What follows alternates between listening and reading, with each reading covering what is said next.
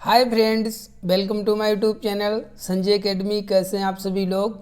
आज हम लोग क्लास 8 की एनसीईआरटी का चैप्टर नंबर फर्स्ट करने वाले हैं, संसाधन। इससे हर बार 2 से 3 क्वेश्चन आपको देखने को मिलेंगे। ठीक है, आए हुए क्वेश्चन हैं, जब आगे आएंगे तब मैं आपको बताऊंगा कि कौन कौन से क्वेश्चन पूछे जाते हैं। ठीक है, तो मोस्ट इम्पॉर्टेंट है, कल हम लोगों ने woman caste and reform chapter किया था। मोस्ट इम्पॉर्टेंट ये चैप्टर है, कम ही समय में हम लोग इनकी समरी करने वाले हैं। ठीक है, मेन जो पॉइंट्स मैं वो आपको करवाने वाला हूँ। ठीक है, तो चलिए अपनी क्लास को स्टार्ट करते, आराम से समझिए।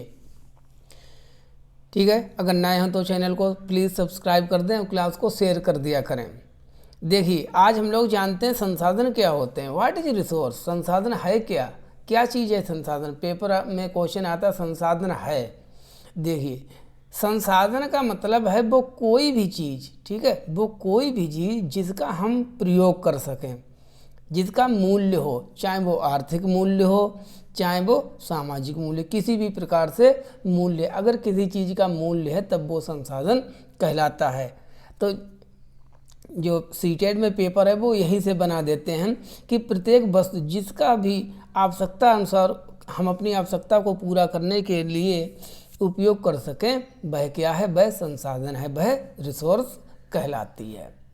ठीक है, एक कहानी उन्हीं पढ़ने को आपको कोई ज़रूरत नहीं, इतना टाइम आपके पास है नहीं। जो मेन चीज़ है वो मैं आपको बता देता हूँ। आगे है क्या, देखिए, अगर किसी चीज़ का आपके लिए उपयोग है, ठीक है, तो वो कैसी है, संसाधन है।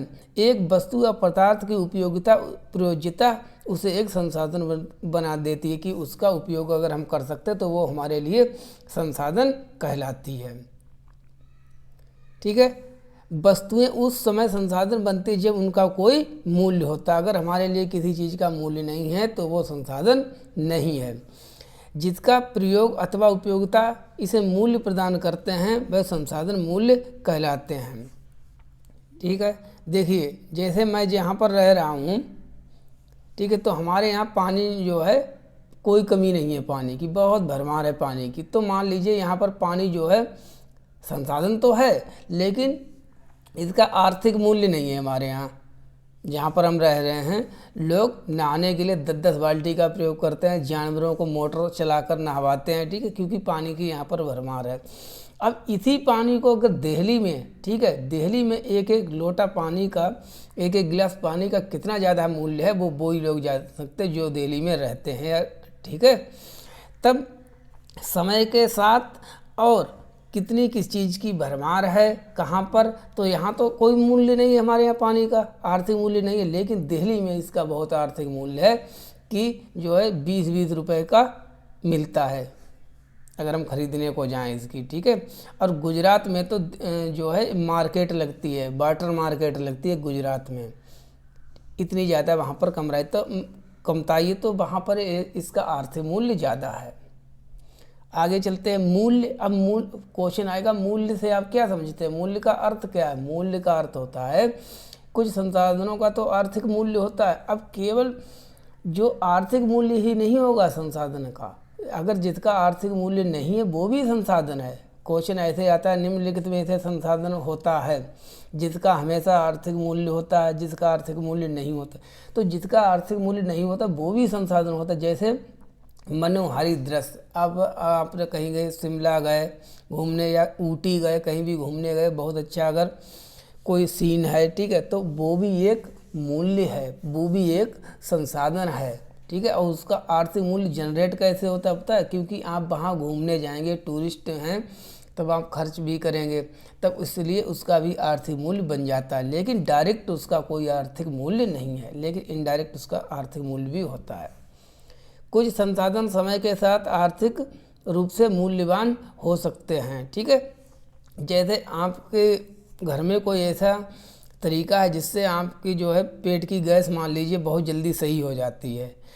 अगर आप उस पर पेटेंट करवा लें उस चीज़ पर, ठीक है, और वो जो आप नुस्खा का यूज करते हैं, फार्मूला का कोई चीज़ खा लेते हैं, सही हो जाते हैं, तब वो एक संसाधन बन जाएगा। ठीक है, उस पर अगर आपको पेटेंट मिल जाए तब फिर आप उसको बेच सकते हैं मार्केट में, तो वही क्या हो गया, वो हमारा संसाधन हो गया।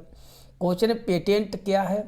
इसका तात्पर्य किसी विचार अथवा आविष्कार, जो चीज़ आपके दिमाग की आपने खोजी हो, ठीक है, उस पर एकमात्र अधिकार आपका ही है, तब वो चीज़ हो गई पेटेंट। आगे चलते हैं। क्वेश्चन है प्रौद्योगिकी क्या है? टेक्नोलॉजी क्या है? किसी कौशल अथवा वस्तु बनाने में नवीनतम ज्ञान का जो हम प्रयोग करते हैं वो प्रौद्योगिकी कहलाता है, टेक्नोलॉजी कहलाता है। अब देखिए, दो चीज़ें ऐसी हैं, इनको हमको ध्यान रखना। एक तो समय है, एक प्रौद्योगिकी है, और एक आगे की क्लास में होता है, वो अभी यहाँ पर चर्चा नहीं की, और स्थान भी होता है, ठीक है। दो महत्वपूर्ण कारक हैं जो पदार्थ को संसाधन में परिवर्तित कर देते, बदल देते हैं। दोनों लोगों की आवश्यकताओं से संबंधित है। लोग स्वयं ही सबसे बड़े संसाधन हैं। हम लोग जो हैं, हम भी संसाधन हैं। एनईपी 2020 आने से पहले, एनईपी 2020 आने से पहले जो शिक्षा मंत्रालय है, इसका नाम क्या था? कोई बताएगा? HRD। HRD की फुल फॉर्म थी ministry of human resource development, मानव संसाधन विकास मंत्रालय। मतलब मानव जो है, हम लोग भी एक संसाधन हैं। सबसे मोस्ट इम्पॉर्टेंट तो हम लोग संसाधन है, ठीक, कि आज हम लोग पढ़ेंगे लिखेंगे तो अपने देश के लिए कंट्रीब्यूट करेंगे, 4 लोगों को और सिखाएंगे, तो हम लोग कैसे? हम लोग स्वयं में एक संसाधन हैं, ठीक है। इतनी चर्चा हो गई। मेन की पॉइंट हम लोग देखेंगे। अब संसाधनों के प्रकार, क्वेश्चन यहाँ से बनते हैं। संसाधन होते कितने प्रकार के हैं? सबसे पहले प्राकृतिक संसाधन। देखिए, ऐसे प्राकृतिक है, मानव निर्मित है, ठीक है, और मानव में वर्गीकृत किया गया। प्राकृतिक संसाधन क्या होता है? जो हमें प्रकृति से प्राप्त होते हैं सीधे सीधे, उनको हम प्राकृतिक संसाधन कहते हैं। जैसे जल है, मृदा है, खनिज है, ठीक है, ये लोहा है वगैरह वगैरह, जो भी चीज़ें निकलती हैं, सभी प्राकृतिक संसाधन। इन साधनों से बहुत से हमको निःशुल्क ही, विदाउट एनी पेमेंट, हमको ऐसे मिल जाते हैं, सीधे ही उपयोग में लाए जा सकते हैं। तो प्राकृतिक संसाधन हो गए। अब यहाँ से क्वेश्चन आते हैं कि नवीनीकरणीय, अनवीनीकरणीय क्या होते हैं, ये देख लीजिए। प्राकृतिक संसाधनों को विस्तृत रूप से नवीनीकरणीय, अनवीनीकरणीय 2 भागों में बांटा गया। नवीनीकरणीय को कहते हैं रिन्यूएबल रिसोर्स, अनवीनीकरणीय को कहते हैं नॉन रिन्यूएबल रिसोर्स। नवीनीकरण का मतलब जिनका जो असीमित रूप से हैं, जिनका कितना भी उपयोग करो कोई उन पर फर्क नहीं पड़ेगा, लेकिन अगर एक सर्टेन लेवल से ज़्यादा अगर हम प्रयोग करेंगे तो वो भी कहीं ना कहीं कम हो जाएंगे और उन पर भी निगेटिव इफेक्ट पड़ेगा। नवीनीकरणीय संसाधन वे संसाधन जो शीघ्रता से नवीन हो जाते, पुनः रिजनरेट हो जाते हैं, ठीक है। कुछ तो असीमित हैं, जैसे पवन ऊर्जा, सौर ऊर्जा, कितना भी उपयोग करो कोई दिक्कत नहीं, चाहे 100 पैनल चलाओ चाहे 20 पैनल चलाओ, कोई दिक्कत नहीं, डोंट वरी, ठीक है। लेकिन अब जैसे जल है, मृदा है, वन है, ये भी हैं अनलिमिटेड, लेकिन अगर इनका बहुत ज़्यादा प्रयोग करते रहेंगे तब कहीं ना कहीं जो मृदा जो है वो भी खराब होने लगती, जो पानी है, जल है, वो भी कम होने लगता है। अब यही तो बात है कि जब हमारे यहाँ जो है ये तराई क्षेत्र है, यहाँ पर तो पानी की भरमार है, ठीक है, इतना इतना यूज करते हैं, वेस्ट बहुत करते हैं, ठीक है, सबसे ज़्यादा वेस्ट ही करते हैं। और एक जगह ऐसी है जहाँ पर पानी, एक एक गिलास पानी की बहुत ज़्यादा कीमत है। सऊदी अरब में पेट्रोल से महंगा, ठीक है, पेट्रोल से महंगा पानी है। क्यों? वहाँ पर पानी की इतनी ज़्यादा कमताई है। आगे देखते हैं। तो ये कहते हैं अगर लापरवाही से अगर हम इसका उपयोग करेंगे तब जल असीमित नवीनीकरणीय संसाधन प्रतीत होता है। फिर भी जल की कमी और प्राकृतिक जल स्रोतों का सूखना, सूख रहे हैं जल स्रोत, आप जानते ही हैं, तो इनकी भी एक समस्या खड़ी हो जाएगी, बड़ी समस्या हो जाएगी। तो इनका हमको सीमित जितनी आवश्यकता है उतना हमको प्रयोग करना चाहिए। जो हम कहानी कह रहे हैं, इस कहानी को दिमाग में अच्छे से सटा कर रख लीजिए, ठीक है, ये आपको क्वेश्चन करने में बहुत मदद करेगी। अनवीनीकरणीय संसाधन, जिनका सीमित भंडार है, एक बार ख़त्म हो गए, रीजनरेट तो हो जाएंगे लेकिन हज़ारों सालें लग जाएंगी, पता नहीं कितने लाखों वर्ष लग जाएं, ठीक है। एक बार समाप्त होने के बाद उनको नवीनीकृत पुनः पूरित होने से हज़ारों वर्ष लग सकते हैं। यह अवधि मानव जीवन की अवधि से बहुत अधिक है, ठीक है। पता नहीं हम लोगों के जन्म तब तक कितनी बार हो जाए जब तक पेट्रोल दोबारा बने। अब देखिए क्या है, संसाधन का भंडार, यह उपयोग के लिए संसाधन ही एकमात्र है। अब इधर देखते हैं हम, इस प्रकार के संसाधन अनवीनीकरणीय कहलाते हैं। कैसे कहलाते हैं? नॉन रिन्यूएबल रिसोर्स कहलाते हैं। जैसे पेट्रोल है, कोयला है और प्राकृतिक गैस। ठीक है। अब प्राकृतिक संसाधन कहाँ कहाँ पाए जाते हैं? सभी जगह नहीं पाए जाते हैं प्राकृतिक जो है भंडार। जैसे कोयला कहाँ पाया जाता है? झरिया है, ठीक है, जमशेदपुर में है। तो अलग अलग ये चीज़ें पाई जाती हैं प्राकृतिक संसाधन। इसके पीछे कारण क्या होता है? भूभाग, ठीक है, लैंडफॉर्म, जलवायु, क्लाइमेट एंड ऊंचाई। ये 3 चीज़ें हैं जिनके कारण भौतिक कारकों पर निर्भर करते हैं। पृथ्वी पर इन कारकों में विभिन्नता होने के कारण प्राकृतिक संसाधनों का असमान वितरण है। कहीं कहीं पर बहुत ज़्यादा प्राकृतिक संसाधन पाए जाते हैं, कहीं पर बहुत कम पाए जाते हैं। अब मानव निर्मित संसाधन देखते हैं हम। मानव निर्मित संसाधन क्या होते हैं? देखें, कोई चीज़ स्किप तो नहीं हुई? हाँ, ये चीज़ देख लीजिए इस सूची को। देखिए ये चीज़ें हैं अम्मा की सूची। ठीक है, तो अम्मा की सूची एक्चुअली आपको याद नहीं रखनी, ध्यान में रखना है। कौन कौन चीज़ें हैं संसाधन? सूती वस्त्र है, लवज का, बुद्धि है, हम लोगों की औषधीय पौधे हैं, चिकित्सा ज्ञान है, कोयला निक्षेप है, मनोरम दृश्य है, कृषि भूमि है, शुद्ध पर्यावरण है, ठीक है, क्लीन इन्वायरमेंट है। इसमें दिल्ली में कितनी ज़्यादा क्लाइमेट इमरजेंसी लगने वाली है, इन्वायरमेंटल आप भी जानते हैं, इतना ज़्यादा प्रदूषण हो गया है। लोकगीत हैं जो हम लोग गाते हैं, सुहावना मौसम है, संसाधन परिपूर्णता, एक अच्छी संगीत ध्वनि है, दादी माँ के घरेलू नुस्खे, मतलब ठीक है, घरेलू उपचार, मित्रों तथा परिवारों से जो प्रेम है, स्नेह है, वो भी एक संसाधन है। तब ये हो गए हमारे प्राकृतिक संसाधन। आगे चलते हैं और कुछ करके सीखें। अब मानव निर्मित संसाधन पर निगाह डालते हैं। मानव निर्मित संसाधन क्या होते हैं?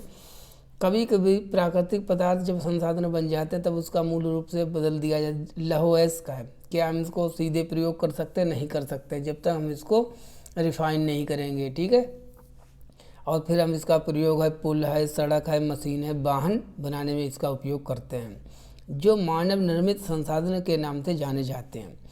जो टेक्नोलॉजी है, प्रौद्योगिकी है, वो भी एक अपने आप में मानव निर्मित संसाधन ही है, जिसके द्वारा हम अन्य संसाधनों को निर्माण कर सकते हैं, क्रिएट कर सकते हैं। आगे है हमारा मानव संसाधन। देखिए ये चीज़ पढ़िए, क्या है मानव संसाधन? क्या आप जानते हैं? Do you know?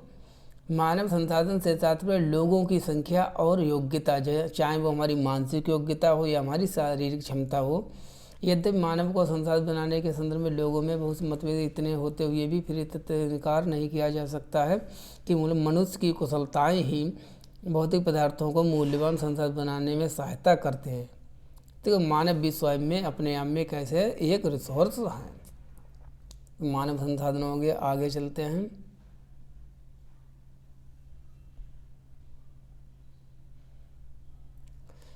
जी देखिए क्या है, इसलिए मनुष्य एक विशिष्ट प्रकार का संसाधन है, अतः लोग मानव संसाधन हैं। शिक्षा और स्वास्थ्य है, ठीक है, शिक्षा मिलनी चाहिए और स्वास्थ्य सही होना चाहिए। लोग को बहुमूल्य संसाधन बना देंगे। अगर मान लें आप बीमार रहेंगे, आपका स्वास्थ्य नहीं सही रहेगा, तब आप जो है संसाधन नहीं बन सकते हैं, तब आप कंट्रीब्यूशन नहीं कर सकते हैं, ठीक है। अधिक संसाधनों के निर्माण में समर्थ होने के लोगों के कौशल में सुधार करना चाहिए, मानव संसाधन विकास कहलाता है। इसीलिए इस मिनिस्ट्री का नाम था, शिक्षा मंत्रालय का पहले HRD, ministry of human resource development. अब संरक्षण, क्वेश्चन आता है सतत विकास क्या है? कितनी बार क्वेश्चन आया है कि सतत विकास क्या है? सतत विकास समझ लो। अच्छा, सतत विकास, इसको लिखा है इन्होंने सतत पोषणीय विकास या सस्टेनेबल डेवलपमेंट।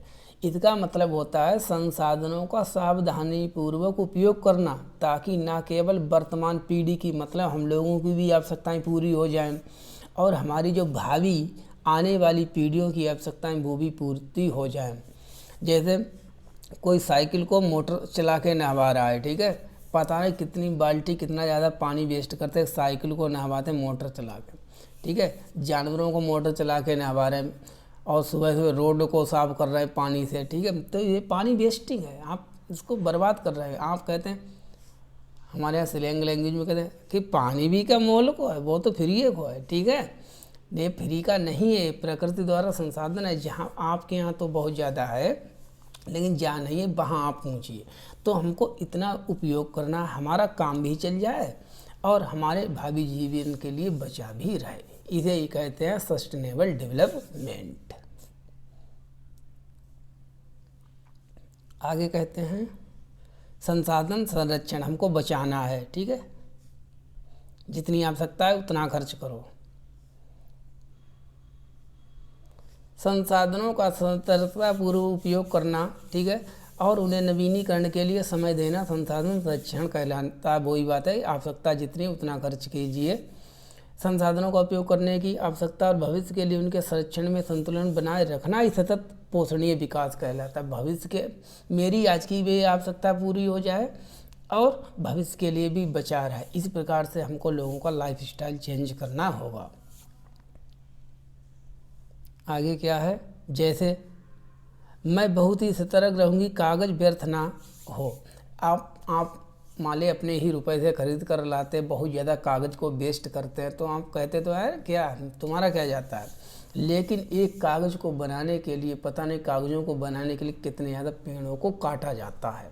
तो हमको आवश्यकता के अनुसार खर्च करना है, बहुत ज़्यादा ओवर यूज नहीं करना है। कि लाइट आ रही है, ठीक है, पंखा खोल दिया है, चल रहा है, नहीं ज़रूरत तब भी चलाए जा रहे हैं, मज़ा आ रहा है, ठीक है, ऐसा नहीं करना है। मैं ध्यान रखूँगा मेरे घर में विद्युत व्यर्थ ना हो, मतलब इलेक्ट्रिसिटी व्यर्थ में खर्च ना हो, ठीक है। इसी मुस्तफ़ा ने ज़ोर से कहा। वो तो जल और कोयले से, अब जो बिजली है वो बनती किससे है, लाइट बनती किससे है, इलेक्ट्रिसिटी जल का प्रयोग करके बनती, कोयला का उपयोग करती है। तो सभी को आवश्यकता के अनुसार खर्च करना। मैं विश्वास दिलाती हूँ, घर में जल बेकार नहीं करना है, ठीक है। जितनी आवश्यकता है उतना ही आप प्रयोग कीजिए।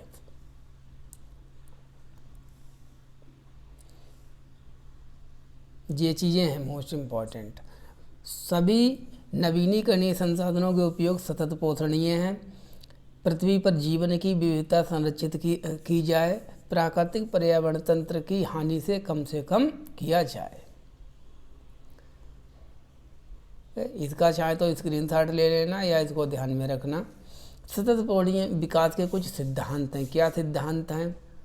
जीवन के सभी रूपों का आदर और देखभाल, मानव जीवन की गुणवत्ता को बढ़ाना, improve the life style of the person, पृथ्वी की जीवन शक्ति और विविधता का संरक्षण करना, प्राकृतिक संसाधनों के ह्रास को कम से कम करना, पर्यावरण के प्रति व्यक्तिगत व्यवहार और अभ्यास में परिवर्तन, समुदाय को अपने पर्यावरण की देखभाल करने के योग्य बनाना।